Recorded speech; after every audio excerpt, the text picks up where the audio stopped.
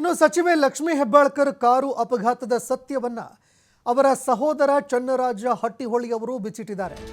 ಅಪಘಾತ ಸಂಭವಿಸೋದಕ್ಕೆ ಏನು ಕಾರಣ ಆಯಿತು, ಅಪಘಾತ ಹೇಗಾಯಿತು, ಈ ಎಲ್ಲ ವಿಚಾರಗಳಿಗೆ ಸಂಬಂಧಪಟ್ಟಂತೆ ಇದೀಗ ಹೆಬ್ಬಾಳ್ಕರ್ ಸಹೋದರ ಚನ್ನರಾಜ ಹಟ್ಟಿಹೊಳಿ ಈ ಬಗ್ಗೆ ಪ್ರತಿಕ್ರಿಯೆ ಕೊಟ್ಟಿದ್ದಾರೆ. ರಾತ್ರಿ ತರಾತುರಿಯಲ್ಲಿ ಬೆಂಗಳೂರು ನಿವಾಸವನ್ನು ಬಿಟ್ಟಿದ್ವಿ, ತರಾತುರಿಯಲ್ಲಿ ಬಿಡಬೇಕಾಗಿ ಬಂತು ಬೆಂಗಳೂರು ನಿವಾಸ. ದುರದೃಷ್ಟವಶಾತ್ ಬೆಳಗ್ಗೆ 5 ಗಂಟೆಗೆ ಅಪಘಾತ ಸಂಭವಿಸಿತು. ಬೆಳ್ಳಂಬೆಳಗ್ಗೆ 5 ಗಂಟೆಗೆ ಅಪಘಾತ ಸಂಭವಿಸಿದೆ. 2 ನಾಯಿಗಳು ಒಂದರ ಹಿಂದೆ ಒಂದು ಅಡ್ಡ ಬಂದು ಎರಡು ನಾಯಿಗಳು ಅಡ್ಡ ಬಂದವು. ಡ್ರೈವರ್ ಏನು ಮಾಡೋದಕ್ಕೂ ಕೂಡ ಸಾಧ್ಯ ಆಗಲಿಲ್ಲ. ನನಗೆ ಹೆಬ್ಬಾಳ್ಕರ್ಗೆ ಬೆನ್ನು ಮೂಳೆಗೆ ಏರ್ಲೈನ್ಸ್ ಫ್ರ್ಯಾಕ್ಚರ್ಗಳಾಗಿದ್ದಾವೆ. ನನಗೆ ಹಾಗೂ ಹೆಬ್ಬಾಳ್ಕರ್ಗೆ ಬೆನ್ನು ಮೂಳೆಗೆ ಏರ್ಲೈನ್ಸ್ ಫ್ರ್ಯಾಕ್ಚರ್ಗಳಾಗಿದೆ. ಇನ್ನು ದೇವರು ಜನರ ಆಶೀರ್ವಾದದಿಂದ ಆರಾಮವಾಗಿದ್ದಾರೆ. ಘಟನೆ ಬಗ್ಗೆ ಮಾಹಿತಿಯನ್ನು MLC ಚನ್ನರಾಜ ಹಟ್ಟಿಹೊಳಿ ಬಿಚ್ಚಿಟ್ಟಿದ್ದಾರೆ.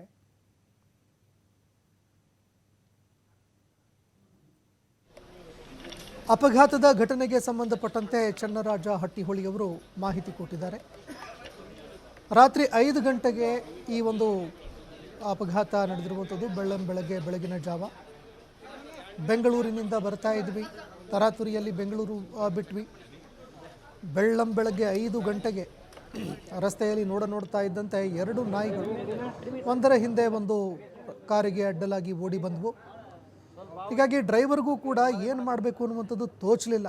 ಇದೇ ಕಾರಣಕ್ಕೆ ಈ ಅಪಘಾತ ಸಂಭವಿಸಿತು ಅಂತ ಮಾಹಿತಿ ಕೊಟ್ಟಿದ್ದಾರೆ. ನಮ್ಮ ಪಕ್ಷದ CLP ಮೀಟಿಂಗನ್ನು ಮುಗಿಸ್ಕೊಂಡು ಸುಮಾರು 11 ಗಂಟೆಗೆ ನಾವು ನಮ್ಮ ಬೆಂಗಳೂರು ನಿವಾಸದಿಂದ ಬೆಳಗಾವಿಗೆ ಹೊರಟ್ವಿ. ಇವತ್ತು ಸಂಕ್ರಮಣದ ಹಬ್ಬದ ನಿಮಿತ್ತ ಎಲ್ಲ ಮನೆಯವರು ಸೇರಿಕೊಂಡು ದೇವಸ್ಥಾನಕ್ಕೆ ಹೋಗಬೇಕು, ನಮ್ಮ ಮನೆ ದೇವರಾದಂಥ ವೀರಭದ್ರೇಶ್ವರಿಗೆ ಹೋಗ್ಬೇಕಂತ ಒಂದು ಮಾತುಕತೆ ಆಗಿದ್ದರಿಂದ ರಾತ್ರಿ ನಾವು ತರಾತುರಿಯಲ್ಲಿ ನಾವು ಮತ್ತು ಸಹೋದರಿ ಲಕ್ಷ್ಮೀ ಹೆಬ್ಬಾಳ್ಕರ್ ಅವರು 11 ಗಂಟೆಗೆ ನಾವು ಬೆಂಗಳೂರು ನಿವಾಸವನ್ನು ಬಿಟ್ವಿ. ದುರದೃಷ್ಟವಶಾತ್ ಬೆಳಗ್ಗೆ 5 ಗಂಟೆಗೆ ಇನ್ನೇನು ಒಂದು 15 ನಿಮಿಷ ನಾವು ಬೆಳಗಾವಿ ಸೇರ್ತೇವೆ ಅಂತ ಒಂದು 15 ನಿಮಿಷ ಸಮಯ ಇತ್ತು. ಅಷ್ಟರೊಳಗೆ ಎರಡು ನಾಯಿ ಅಡ್ಡ ಬಂತು. 2 ನಾಯಿಗಳು ಒಂದರಿಂದ ಒಂದು ಬಂದಿದ್ದರಿಂದ ಡ್ರೈವರ್ಗೆ ಪಾಪ ಏನು ಮಾಡಲಿಕ್ಕೆ ಸಾಧ್ಯ ಆಗಲಿಲ್ಲ. ಆ ಪ್ರಾಣಿಗಳ ಒಂದು ಜೀವ ರಕ್ಷಣೆ ಮಾಡಲಿಕ್ಕೆ ಅವನು ತರಾತುರಿಯಲ್ಲಿ ಲೆಫ್ಟ್ ಟರ್ನ್ ತಗೊಂಡಾಗ ಗಾಡಿ ಇದ್ದದ್ದು ರಸ್ತೆ ಕೆಳಗಡೆ ಇದ್ದು ಪಕ್ಕದ ಮರಕ್ಕೆ ಡಿಕ್ಕಿ ಹೊಡಿತು. ಆ ಸಂದರ್ಭದಲ್ಲಿ ನಮಗೆ ಒಂಚೂರು ತಲೆ ಇರ್ಬೋದು ಅಥವಾ ಮುಖದ ಬಲಭಾಗದಲ್ಲಿ ಮತ್ತು ಇಲ್ಲಿ ನನ್ನ ರೈಟ್ ಶೋಲ್ಡರ್ ಈ ಭಾಗಗಳಿಗೆ ನಮಗೆ ಪೆಟ್ಟಾಯಿತು. ಮಾನ್ಯ ಮಂತ್ರಿಗಳಿಗೆ ಕೆಲವೊಂದು ಮೈನರ್ ಇಂಜುರೀಸ್ ಜೊತೆಗೆ ಅವರ L1 ಮತ್ತು L4 ಬೆನ್ನು ಮೂಳೆಗೆ ಹೇರ್ಲೈನ್ ಫ್ರ್ಯಾಕ್ಚರ್ ಆಗಿದೆ ಅಂತ ಈಗಾಗಲೇ ವೈದ್ಯರು ಹೇಳಿದ್ದಾರೆ.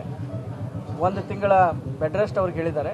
ಬಟ್ ಇವಾಗ ನಾನು ಮಾತಾಡ್ಸ್ಕೊಂಡು ಬಂದೆ, ಬಿಕಾಸ್ ಬೆಳಗ್ಗೆ ನಾನು ಟ್ರೀಟ್ಮೆಂಟ್ ಮುಗಿಸ್ಕೊಂಡು ಮನೆಯಲ್ಲೆಲ್ಲರೂ ಗಾಬರಿ ಇದ್ದರು ಅಂತ ಮನೆಗೆ ಹೋಗ್ಬಿಟ್ಟು ಮನೆಯವ್ರಿಗೆಲ್ಲ ಸಾಂತ್ವನ ಹೇಳಿಬಿಟ್ಟು ಇವಾಗ ಮತ್ತೆ ಬಂದು ಅಕ್ಕ ಅವ್ರಿಗೆ ಭೇಟಿ ಆದೆ. ಮಾತಾಡ್ತಾ ಇದ್ದಾರೆ, ಚೆನ್ನಾಗಿ ಮಾತಾಡ್ತಾ ಇದ್ದಾರೆ. ಒಂಚೂರು ನೋವಿದೆ ಅವ್ರಿಗೆ, ಆ ನೋವು ಸಾಕಷ್ಟು ನೋವಿದೆ, ಸರಿಯಾಗಿ ಮಾತಾಡಲಿಕ್ಕೆ ಬರ್ತಾ ಇಲ್ಲ ಅವ್ರಿಗೆ.